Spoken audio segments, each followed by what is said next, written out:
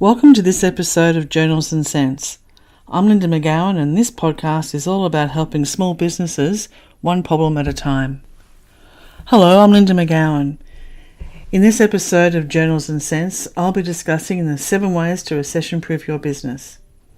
So, if you have a business and are wondering what steps you can take to help ride through an economic downturn, stay tuned and listen in.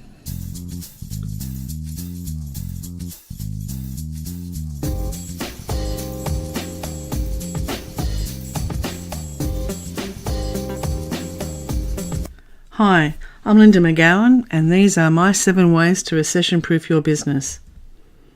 First of all, number 1, improve the quality of your record keeping. Number 2 is having a business plan. 3 is how to unlock the hidden cash. 4, start measuring and monitoring your business products. 5, understanding the Pareto principle. 6, debt reduction. And 7, marketing and promotion.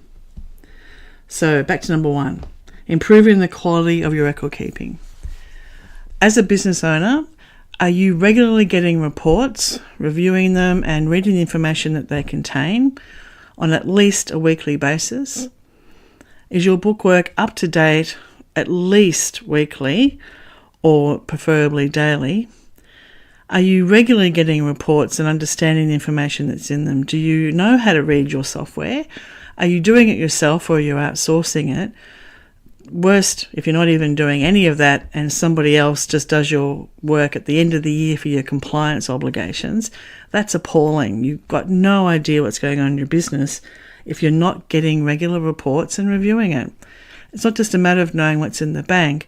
It's about knowing what your sales are, your expenses are, how do they compare to the year before or on a trend basis over the last 3 or 4 years of you being in business. So look at how you're doing your bookwork. What resources do you need? What capacity do you have to outsource or do it yourself or have someone that you trust do it? But please don't leave it till you've just got to do your compliance at the end of the year and get it done for your tax records or for the bank. Get it done on a regular basis. Understand the software, the reports that it's giving you and the information that it can give you, and what reports you need to look at on a regular basis to have a handle on the trends in your business. Looking back over a year when you've got your compliance work done, which is always then out of date and historical, you can't get a sense of what's going on in your business if you don't know what's going on currently and how that information is impacting your business now, and what does it look like as a trend over the last few years. For example, are your sales increasing? Is the cost of your telephone increasing year on year?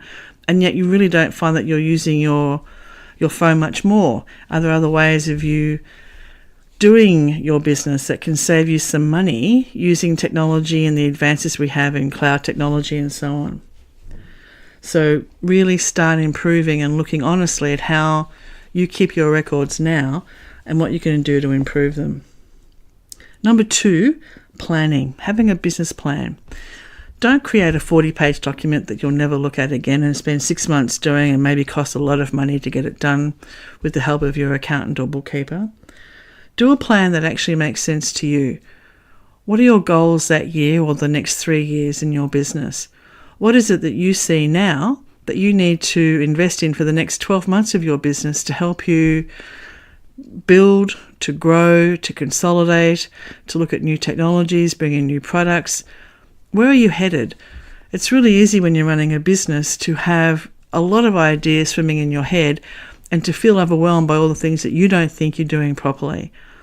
But having a plan for the next 12 months might mean being able to focus this year on investing in technology and next year improving the product delivery or improving the workflows or your processes, getting new staff, leveraging up. If you don't have a plan, you're not quite sure when your capacity is not only being met but being exceeded and you're turning away work that you could otherwise do.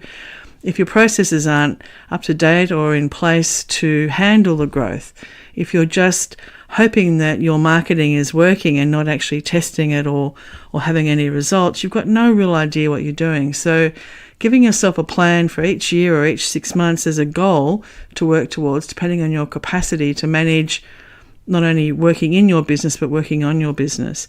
So having a business plan, looking at the next 1, 3, and 5 years gives you a goal to aim towards, to work towards, that when other little opportunities come up, you can have a look at it, see if it's in your plan, how you're going to fit it in if you can. Maybe it's an opportunity that you have to turn down because you're not yet ready to take advantage of it. Number 3, unlocking the hidden cash. I hear it a lot from small business owners that they don't have any money in the bank and yet they've made a profit and they don't know where the money is. And they're absolutely befuddled by, how can I be paying tax on money I don't have? If you have a business and you've got these 3 areas, this is where the cash is. It's in your debtors. It could be in your creditors and it could be in your stock. If you've got debtors and they're really getting higher and higher and not really being maintained and being called in, you could be sitting on a lot of money that you've paid the product for, paid your staff for, paid all your rent on, and here you are not getting paid by your customers. Start calling it in. That's where your cash is. And you shouldn't be a bank to your customers. Every small business owner has problems with their cash flow. Every small business goes through it. But it's an area that if you don't know where your cash is, guaranteed it'll be in your debtors, in your creditors, and your stock. And with stock, you've really got to look at your stock turnover over the last 3 to 5 years. Is the cost of you doing business, the cost of making a sale, is it going up or is it going down? Are you, for every dollar that you invest in stock, are you turning it over more or less regularly than you were before?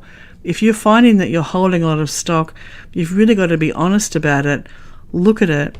Even if you have to sell it for $1 more than it cost you or even below cost just to get some cash flow in, then you can at least invest in products that you are selling and increase that market and that capacity, or use it to reduce your debts. Okay, just don't let it sit there and hope that one day that product would come back in vogue. Be honest. Look at your stock. Do you have any good products in there that are no longer wanted by people, by your customers, or that people can now find at a different source at a better price? So you've really got to be honest with your stock, be honest with your creditors, and be honest about your debtors. And sometimes the cost of doing business with some people isn't worth it when they just don't pay your bills. You've got to start measuring and monitoring. If you don't improve the quality of your record keeping, you can't possibly know what it is that you're selling and what you need to measure and monitor in terms of your sales to see how you're going. If you don't have a plan, if you don't know what your product mixes are, if you don't know what your customers are buying and whether those products are growing in sales or decreasing in sales, you don't know, if you're not measuring and monitoring, getting feedback from your customers about the products that you're selling, and do they still want them? Do they want you to sell other products? Is it easy for them to come to you because of your great product and great customer service, but they'd like you to sell more because they trust you? Have you asked your customer base how they're going? What do they need? How are they feeling about your business? And what are they feeling like they could also get from you? Do you get feedback from your customers about your quality of your standard of service or your service delivery or your range of products, your terms? Ask for help, ask for feedback, get their information and use it constructively. People love the opportunity to really give some honest feedback, knowing that you're going to take it on board. The Pareto principle. 20% of your profit will come from 80% of your products, and conversely, 80% of your profit will come from 20% of your products. 80% of your profit will come from 20% of your customers. So you have to really look at the items that you're selling. That really comes back to your measuring and monitoring and keeping better record keeping. But look at those products. Do you need to sell the products that you might have started with because they're your old favourites, but now you're not really selling that many, but they are costing you a lot to hold and to keep and to store, unless they are a loss leader for your business? Every business needs a loss leader that they do, because it brings in customers that they can then either look at upselling or selling other products to, or once they come in to buy that one product, they're there for life because they can come in and buy other products from you at a better margin. So look at your products and your customers and work out, have you got any energy vampires in there that take up a lot of your time as customers? And they could be lovely people, but you just don't make any money out of them. And it's okay to help people, and it's okay to have a few of those. But when a lot of your customers are like that, you really have to decide, are you in business to make money, or are you in business to be a free service? Debt reduction is really important. When times are maybe good and cash is a little bit easier, start paying off your debt. Get into a position where you've got some capacity so that when a recession hits or times get a bit tougher, you've got some resources to call on. So look at your debts. Look at how you can consolidate them. Can you get out of high interest debts and consolidate them to a lower interest debt, maybe against your home, maybe against an overdraft, out of a credit card or a personal loan? Can you consolidate your debts and have a plan to pay them off so that when times get a bit tough and money's a little bit scarce, you've got some resources to help you ride through it? And lastly, marketing and promotion. Often when times get tough and money is a bit hard to get hold of, the first thing you might want to get rid of is your marketing. But don't. If times are tough and the market is contracting and everybody else is getting rid of their marketing, there's still a market for customers to still buy products. So if you stop marketing, you start being camouflaged from your competitors who will invest in marketing. So work out with your marketing what you can still afford to do. Is it working for you?